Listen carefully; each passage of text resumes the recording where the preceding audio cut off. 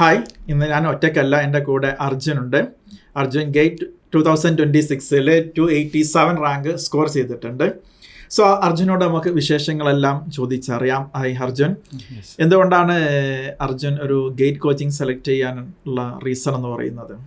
ഇല്ല സാർ, ഞാനത് ഡയറക്റ്റ് ഗേറ്റിന് വേണ്ടിയിട്ട് വന്നതല്ല. ഞാൻ ശരിക്കും സത്യം പറഞ്ഞു കഴിഞ്ഞാൽ പ്ലേസ്മെൻറ്റ് നോക്കി പോയ ഒരാളാണ്. ജോബ് എങ്ങനെയെങ്കിലും വേഗം പൈസ ഉണ്ടാക്കണം അങ്ങനത്തെ ഒരു ചിന്തയിൽ പോയതാണ്. അങ്ങനെ ഞാൻ പ്ലേസ്മെൻറ്റിനെ പോയി ഇരുന്ന് അതിലൊന്നും കിട്ടിയില്ല, വേണ്ടത്ര കിട്ടിയില്ല. പിന്നെ കമ്മ്യൂണിക്കേഷൻ പ്രോബ്ലംസ് ഉണ്ടായിരുന്നു, കാരണം ടെക്നിക്കലായിട്ടുള്ള നോളജ് കുറവായിരുന്നു. ടെക്നിക്കൽ നോളജിൻ്റെ കൺസെപ്റ്റ് കുറവാണ്. ക്വസ്റ്റ്യൻ ചോദിക്കുമ്പം പറയാനുള്ളൊരു കൺസെപ്റ്റ് ഉണ്ടെങ്കിലേ അതൊക്കെ ആൻസർ ചെയ്യാൻ പറ്റുള്ളൂ. അപ്പോൾ അങ്ങനത്തെ കുറവുകൾ കണ്ടപ്പോൾ ഞാൻ തന്നെ വിചാരിച്ചു ഇനി കുറച്ചും കൂടെ പഠിച്ചാലേ കാര്യമുള്ളൂ, അല്ലാതെ ഇതുകൊണ്ട് വലിയൊരു ഉപയോഗമില്ല എന്ന് മനസ്സിലായി. അങ്ങനെയാണ് ഞാൻ നേരെ ഗേറ്റ് കോച്ചിങ് ചേരാമെന്ന് വിചാരിച്ചത്. പിന്നെ ഞാൻ അവിടെ സീനിയേഴ്സും, ഞാൻ CET പഠിച്ചത്, അപ്പോൾ അവിടുന്ന് സീനിയേഴ്സും എല്ലാവരും പറഞ്ഞു. പിന്നെ ഞാൻ അറിഞ്ഞു കേരളത്തിലെ ഏറ്റവും നമ്പർ 1 ഗേറ്റ് കോച്ചിങ് എവിടെയാണെന്നുള്ളതൊക്കെ കേട്ടിട്ടാണ് ഞാൻ ആർക്കിലേക്ക് വന്നത്, ജോയിൻ ചെയ്യാൻ വേണ്ടിയിട്ട് ഗേറ്റിൽ. അങ്ങനെയാണ് ഞാൻ ഇതിലേക്ക് വന്നത്.